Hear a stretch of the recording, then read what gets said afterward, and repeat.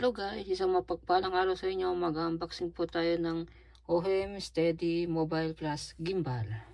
Ito po yung bagong gimbal na nabili ko guys. Yan po Steady Plus. Makikita niyo po yan. Ayan, mag-umpisa po tayo ng unboxing.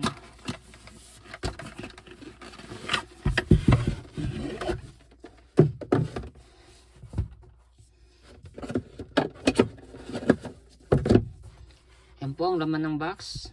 Ang laman po ng box ay carry case at bubuksan po natin. Sa pagbukas nyo po, unang makikita nyo po ang user manual pati ang quick start guide. Yan po. Ang sunod po, makikita nyo po ang tripod stand. Ayan po guys, tripod stand. Tabi natin to. Sunod po ang type C charging cable. Ayan guys, makikita nyo.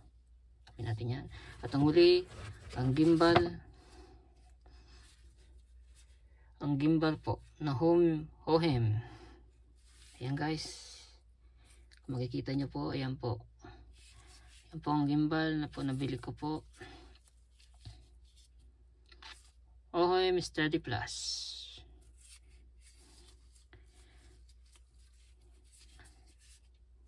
Ito lang laman ng box guys. Thank you for watching. At sa mapagpalang araw sa inyo lahat. This is your vlogger Mikey at Pababi nagsasabing stay happy. Thank you.